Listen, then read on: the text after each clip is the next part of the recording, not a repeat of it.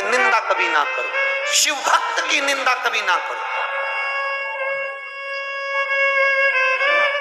शिव भक्त की कभी निंदा नहीं होना, शंकर की निंदा नहीं। गलत कर दिया तूने, तो याद कर तूने कुछ गलती करी होगी। इतने में रानी ने कहा मैंने गलती केवल एक करी है कि मैंने कह दिया था मेरा पति तो ये ढोंग प्रपंच में लगा रहता है।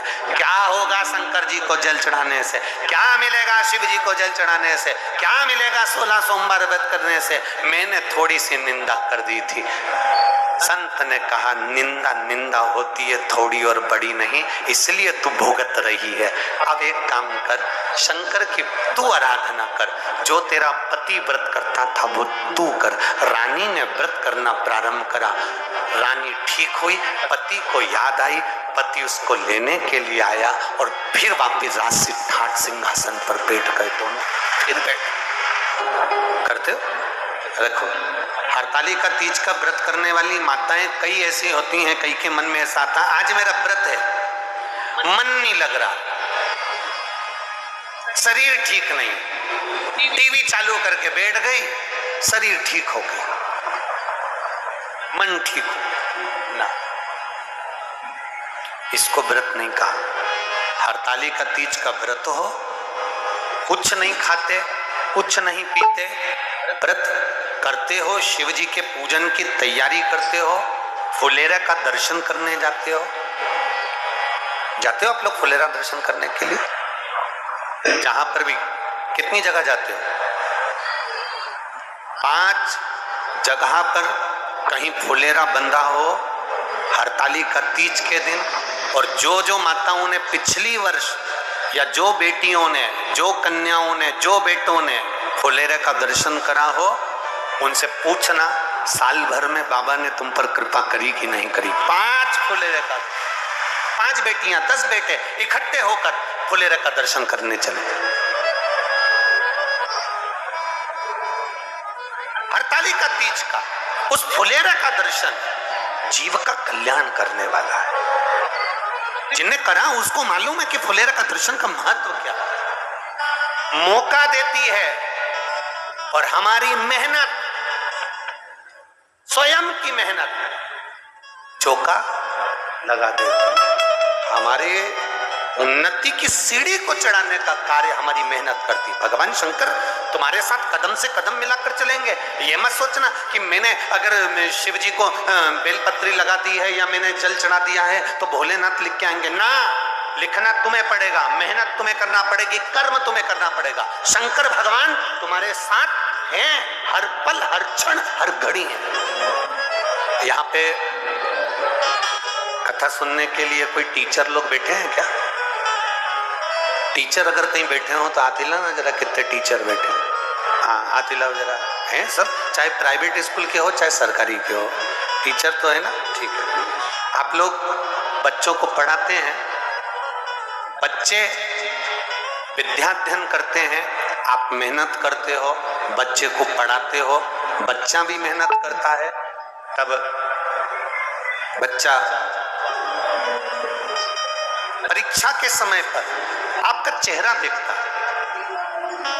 एग्जाम के समय पर बच्चा आपका चेहरा देखता है।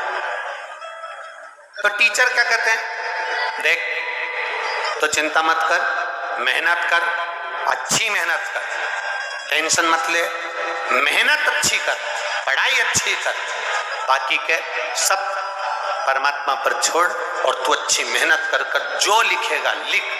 तेरा हाथ चलना चाहिए, तेरी बुद्धि चलना चाहिए, तेरी कलम चलना चाहिए, बाकी का रिजल्ट फिर उसके हाथ में है, वो देगा। रिजल्ट उसके हाथ में। हम मेहनत करें ही नहीं और सोचें कि मिल जाए तो ना। कार्तिकेय बाबा ने व्रत किया, व्रत का प्रभाव यह हुआ कि उनका मित्र मिल गया। मित्र ने पूछ लिया अपने मित्र से, कार्तिकेय से, शरणानंद कार्तिकेय तूने मुझे कैसे प्राप्त करा? मित्र ने कहा मैंने 16 सोमवार का व्रत किया था। उस व्रत का विधान क्या है? व्रत का विधान बताया। दिन में ये 16 सोमवार का जो व्रत है, प्रथम सोमवार को आप उठा रहे हैं, सावन के महीने से, बैसाख के महीने से, मार्गशीर्ष के महीने से, जिस महीने से पहले सोमवार से इसको उठाया जाए, सुबह स्नान पूजन अर्चना कर कर बड़े आनंद के समय दोपहर का तीसरा पहर प्रदोष काल के समय पर शंकर भगवान की आराधना करी जाए, शिव जी का शिवलिंग का पूजन करा जाए। पार्थिव शिवलिंग का निर्माण कर कर पूजन कर लो, चाहे अपने घर में जो शिवलिंग है उसका पूजन कर लो। जिस प्रसाद को बनाओगे उसके 3 हिस्से, भगवान की आराधना पूजन अर्चना, एक हिस्सा भगवान को समर्पित कर, दूसरा हिस्सा सबको वितरण कर, तीसरे हिस्से का भाग स्वयं ले। शिव जी का चढ़ा हुआ प्रसाद पूरी रात्रि नहीं रखा रहता, खास तौर से 16 सोमवार के प्रसाद को रात भर कभी मत रखना। हम 7 दिन जो बेलपत्र यहाँ से आप लोगों को, कई लोगों को देते हैं, 7 दिन में 5 दिन 4 दिन जो बेलपत्र आपको मिलती है, तो ये बेलपत्र हम उससे कहते हैं रात भर नहीं रखना। इसको मिले, तुम्हारे शरीर में कष्ट है, रोग है, बीमारी है, बड़े से बड़ा रोग है, लीवर किडनी कैंसर तक का रोग है, तुम्हें जो बेलपत्री दी गई है उस बेलपत्री को तुम इसी पंडाल में कहीं ना कहीं बैठकर उसको खाकर बाबा की रज को अपने हृदय से लगाकर कह कर जाना, बाबा मुझे ये रोग है, समाप्त आप करना। जब 3 दिन कथा का बस केवल जो आखिरी दिन होता है, विराम का दिन होता है, वो बेलपत्री नहीं खाई जाती, उस बेलपत्री को तो रखा जाता है। बाकी के दिन की बेलपत्र होती है उसको खाते हैं। रात भर शिव पोथी पर चढ़ी हुई बेलपत्र केवल आखिरी के दिन की, विराम के दिन की बेलपत्र ही केवल लाल वस्त्र में रखने की होती है। बाकी के बेलपत्र केवल रोज की खाने की होती है, उसको रखा नहीं जाता, खाया जाता।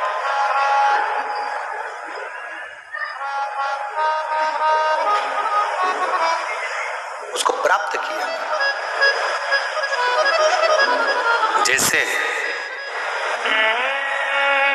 अशोक सुंदरी पर चढ़ी हुई पीपल के वृक्ष की, पीपल के पत्ते की अग्रभाग अगर शिव जी की अशोक सुंदरी की ओर स्पर्श, कितना भी दमाओ, कितनी भी श्वास की बीमारी हो, फेफड़े कितने भी कमजोर हो गए, उस पीपल के पत्ते का अग्रभाग हमारे उस श्वास को ठीक करती, दमा को ठीक करती। अशोक सुंदरी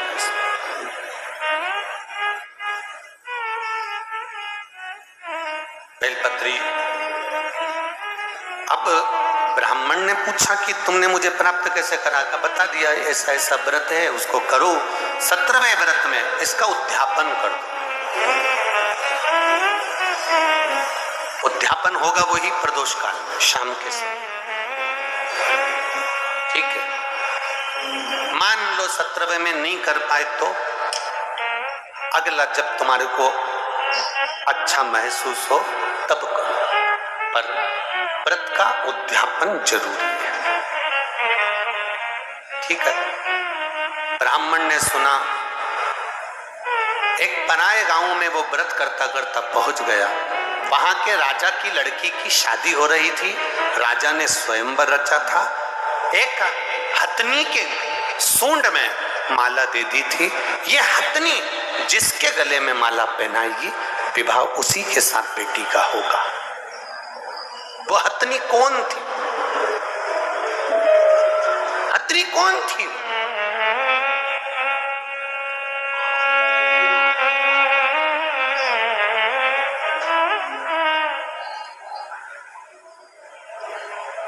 अगर नरसिंह पुराण को आप पढ़ेंगे तो नरसिंह पुराण में लिखा हुआ है, राजा के नगर में हथनी के सूंड में माला दी गई, ये माला जिसके गले में पहनाएगी उसी के साथ मेरी बेटी का विवाह होगा। वो हथनी कौन थी? ऐसे संकल्प पहले के राजा लेते थे। वो संकल्प क्यों लेते थे? जनक जी ने संकल्प लिया, जो इस धनुष को उठाएगा चढ़ाएगा उसी के साथ बेटी ब्याहूंगा।